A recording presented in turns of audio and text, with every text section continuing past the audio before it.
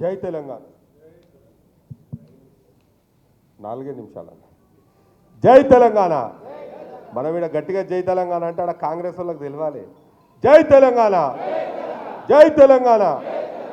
ఈరోజు ఏదైతే triple-are road ఏర్పాటుతోటి భూములు కోల్పోతున్నారో మరి వారికి మద్దతుగా నిలవడానికి చేసినటువంటి వేదిక మీద ఉన్నటువంటి పెద్దలందరికీ, అదేవిధంగా భూ నిర్వాసితులకు, అదేవిధంగా ఇక్కడికి వచ్చినటువంటి మహిళా తల్లులందరికీ కూడా పేరు పేరున నమస్కారాలు తెలియజేస్తూ ఉన్నానన్న.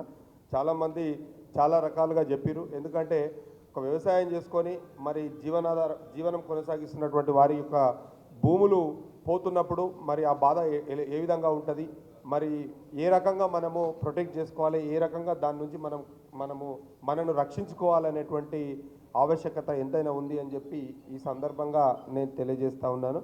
ముఖ్యంగా అన్న, మరి త్రిబుల్-ఆర్ రోడ్డు తోటి ఏదైతే ఇంతకు ముందు ఉన్నటువంటి ఏదైతే అలైన్మెంట్ ఉన్నదో దాని ప్రకారంగానే రోడ్డు ఏర్పాటు చేయాలని చెప్పి ఈ వేదిక ద్వారా నేను డిమాండ్ చేస్తూ ఉన్నాను. ఎందుకంటే దాదాపు ఒక 600 నుంచి 700 గ్రామాలు ఎఫెక్ట్ అవుతూ ఉండే ఇంతకు ముందుకు, కానీ ఇప్పుడు దాదాపుగా 1400 నుంచి 1500 గ్రామాలు ఎఫెక్ట్ కావడం జరుగుతూ ఉన్నది. మరి అదేవిధంగా మరి మా మండలానికి వచ్చినప్పుడు ఏదైతే ఔటర్ రింగ్ రోడ్ నుంచి మరి ఆమన్గల్ వరకు ఏదైతే గ్రీన్ ఫీల్డ్ రోడ్ ఏర్పాటు చేస్తున్నారో దాదాపుగా ఒక 41.5 కిలోమీటర్ల మేరకు ఈ గ్రీన్ ఫీల్డ్ రోడ్డును ఏర్పాటు చేస్తున్నారు. దాంట్లో దాదాపు ఒక 963 ఎకరాలు ఈరోజు భూమి కోల్పోవడం జరుగుతూ ఉన్నది.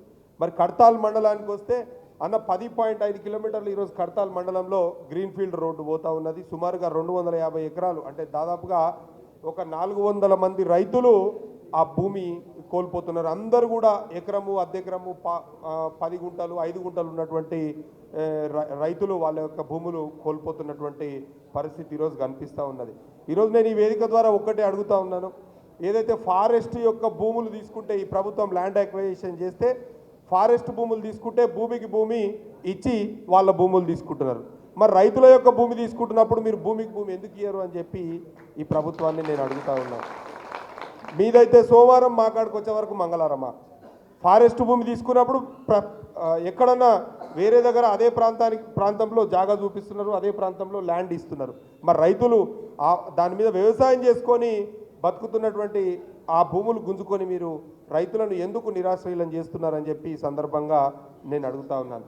ఇంకోటన్నా, మరి ఏదైతే బీదర్ నుంచి మహేశ్వరం వరకు, మిర్ఖాన్పేట వరకు ఏదైతే 765 kV high tension transmission line వేసుకుంటూ వస్తున్నారో, మరి అక్కడ బీదర్లోనేమో 2500 ఎకరాలలో సోలార్ పవర్ యూనిట్ ఏర్పాటు చేస్తూ ఉన్నారు. కానీ ఆ బీదర్ నుంచి మహేశ్వరం వేసుకరానికి 4000 ఎకరాలు ల్యాండ్ అక్విజిషన్ చేస్తూ ఉన్నారు.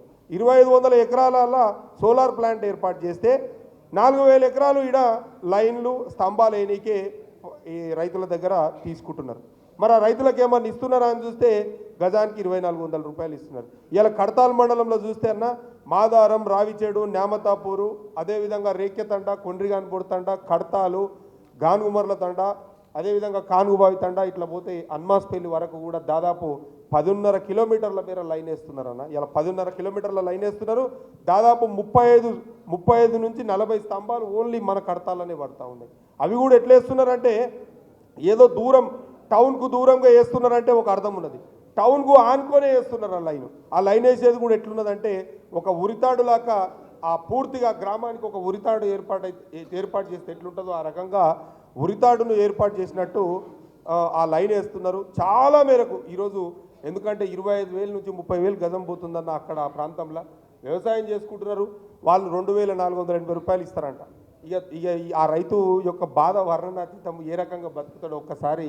ఎందుకంటే అక్కడ ఉన్న వాళ్ళు మొత్తం అగ్రికల్చర్, అదేవిధంగా పాడి పరిశ్రమ చేసుకొని బతుకుతున్నటువంటి సందర్భం ఉన్నదా. దాదాపు ఒక 1.5 year నుంచి, సంవత్సరం నడదం నుంచి మేము ఆ లైన్ను వ్యతిరేకిస్తున్నాం. కానీ ఈరోజు MRO, RDO, collector, chief secretary అట్లా చెప్పుకుంటూ పోతే చాలామందికి ఎన్నోసార్లు మంత్రులు, ఎమ్మెల్యేలు ఎంతోమంది దగ్గరకు పోతే కూడా ఏ విధమైనటువంటి ప్రయోజనం లేదు. ఇలా శ్రీశైలం హైవే మీద 18 రోజులుగా రిలే నిరాహార దీక్ష చేస్తున్నారు రైతులు మొత్తం కలిసి. ఆ రోడ్డు మీద రోజు కొన్ని వేల వాహనాలు పోతున్నాయి.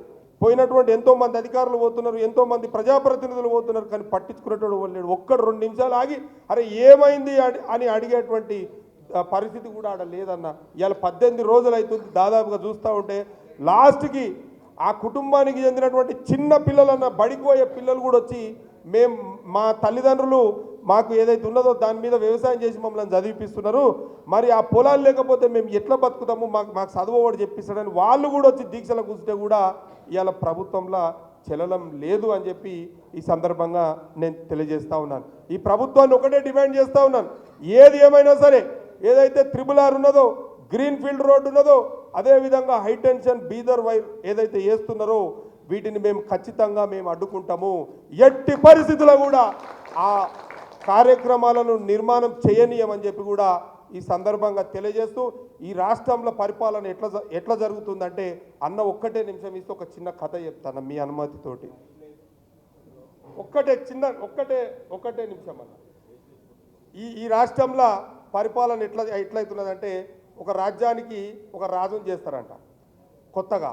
ఆ రాజు ఏం చేస్తాడంటే ఆడు ఏం చేస్తాడో ఆయనకే తెలియదు. ఇక ఒకటి దండో రేపిస్తాడంట. రాజ్యంలో ఎవడన్నా తెలివికల్లోడు ఉంటే రండ్రి నేను 4 ప్రశ్నలు అడుగుతా, 4 ప్రశ్నలకు సమాధానం చెప్పినోనికి సగం రాజ్యం రాసిస్తా అంటాడంట. అరే ఇదేదో బాగుందని చెప్పి అనుకుంటారు కానీ అంతా భయపడతారంట. పుసుకున పోతే వాడికి తప్పు చెప్తే వాడు చంపగలరా నాయన అని వాడు ఓడంట. ఇక ఆడంగా పోతుంటే ఒక ఆయన ఓ పెద్ద మనిషి గొర్రెల మేపుతుంటాడంట. ఆయన చెవుల వాడి చెలో నేను పోతా నేను పోయి సమాధానం చెప్తా నేను రాజుకు అని చెప్పి తెల్లారి తయారయ్యి పోతాడంట. ఇక అంతా కూర్చున్నాక రాజు ప్రశ్నలు అడుగుడు షురూ చేస్తాడు. నేను అడుగుతున్నా మీరు సమాధానం చెప్పాలి, 4 కరెక్ట్ చెప్పిన వాళ్ళకి సగం రాజ్యం ఇస్తా అంటాడు. సరే అడుగు అంటే రాజు ఇట్లా అంటాడంట. అంటే ఆ మల్లయ్య కూడా పోయి ఇట్లా అంటాడంట. కరెక్ట్ చెప్పినవరా అని చెప్పి అందరు సపోర్ట్ కొడతారు. మళ్ళీ రాజు ఇట్లా అంటాడంట. ఈ మల్లయ్య కూడా పోయి మళ్ళీ ఇట్లా అంటాడంట. అరే రెండోది కూడా కరెక్ట్ చెప్పినవరా సపోర్ట్ కొట్టరు అందరూ అని చెప్పి సపోర్ట్ కొట్టిస్తాడంట. రాజు 3 అంటాడంట. ఈ మల్లయ్య కూడా 3 అంటాడంట. మళ్ళీ సపోర్ట్లు కొట్టాలి. ఇక రాజు ఏం చేస్తాడు ఇట్లా అంటాడంట. ఈ మల్లయ్య నెత్తి మీద ఉన్న రుమాలు తీసి ఇట్లా తిప్పి నీళ్ళకి కొట్టిగా పోతాడంట. అరే ఇది కూడా కరెక్ట్ చెప్పిండు రాబాయ్ అని చెప్పి అన్న. నవీన్ రెడ్డి అన్న గారికి స్వాగతం సుస్వాగతం. అయితే ఇక 4 ప్రశ్నలకు 4 సమాధానాలు కరెక్ట్ చెప్పిండుగా. చెప్పినాక ఇక అందరూ ఆడ ఉన్నోళ్ళు మొత్తం రాజు దగ్గరికి పోతారట. సార్ నువ్వు ఏమడిగినావు సార్, నువ్వు అడిగిన ప్రశ్న ఏందో మాకు తెలియదు, వాడు చెప్పిన జవాబు ఏమో తెలియదు అంటే. అరే ఏముందిరా ఈ రాజ్యానికి ఎంతమంది రాజులు అని అడిగిన. నేను ఒక్కనే కదరా, ఒక్కడే అని చెప్పిండు. అమ్మ ఇంత అర్థం ఉందా దాంట్లో. సార్ ఈ రాజ్యంలో రెండో ప్రశ్న ఏంది సార్ అంటే, ఈ రాజ్యానికి తల్లిదండ్రులు లేక నేను నా భార్య ఇద్దరమే ఉన్నాంగా, ఇద్దరమేగా మేమంటే అవును సార్ ఇద్దరే అని అన్నాడంట. ఇది కూడా కరెక్టే. ఈ రాజ్యంలో నేను నా భార్య నా కొడుకు ముగ్గురమే చూసుకుంటాంగా ఈ రాజ్యం అని 3 చూపించినా అది కూడా కరెక్ట్ అన్నాడు. అరే అవునా, ఎవరు ఏం చేసినా ఎవరు ఎన్ని కుట్రలు చేసినా ఈ రాజ్యాన్ని మొత్తం కాపాడేది మా ఒక్క కుటుంబమే కదా, మేమే కదా అని 4వ ప్రశ్న అడిగినంటే అవును సార్ అన్నాడంట. వాయబ్బ రాజు యొక్క ప్రశ్నలలో ఇంత సమాధానం ఉందా అని చెప్పి ఆ మల్లయ్యని పిలిచిరంట. ఏమిరా మల్లయ్య రాజు ఏమడిగిండు, నీకు ఏమర్థమైంది, ఏం చెప్పినవరా అంటే, ఏముంది నా మందలకి వెళ్ళి ఒక గొర్రె అడిగిండు తీసుకోమన్నా, 1 జాలదు 2 అడిగిండు తీసుకోమన్నా, 2 జాలవు 3 అడిగిండు తీసుకోమన్నా, 3 వద్దురా నీ మంద మొత్తం కావాలన్నాడు తీసుకోరా ఏమన్నా ఏట్లా పడిపోరా అని చెప్పి కొట్టి వచ్చినా అని అన్నాడట. ఇలా రాష్ట్రంలో కూడా ముఖ్యమంత్రి పరిపాలన, అదేవిధంగా ఎమ్మెల్యేల పరిపాలన, మంత్రుల యొక్క పరిపాలన ఈ రకంగా ఉన్నది. కాబట్టి మనము RRRని కానీ గ్రీన్ ఫీల్డ్ రోడ్డును కానీ 765 kV Bidar Maheshwaram transmission line కానీ పూర్తిగా వ్యతిరేకిస్తాము. ఖచ్చితంగా రైతులకు అండగా ఈరోజు తలకొండపల్లి, ఆమన్గల్, మాడుగుల్, కడతాల రైతులకు ఖచ్చితంగా బీఆర్ఎస్ పార్టీ మద్దతుగా ఉంటుంది. మేమందరం మీ వెంట ఉంటాము. ఖచ్చితంగా మనం పోరాడదాము, మన యొక్క భూములను పోకుండా మనం కాపాడుకుందామని చెప్పి ఈ వేదిక ద్వారా తెలియజేస్తూ, ఖచ్చితంగా రాబోయేటువంటి స్థానిక సంస్థల ఎన్నికలల్లో మనము ఈ యొక్క ప్రభుత్వానికి బుద్ధి చెప్పాలని చెప్పి తెలియజేస్తూ, ఈ అవకాశం కల్పించిన మీకు అందరికీ కూడా ప్రత్యేకంగా పేరు పేరున ధన్యవాదాలు తెలియజేస్తూ, జై హింద్, జై తెలంగాణ.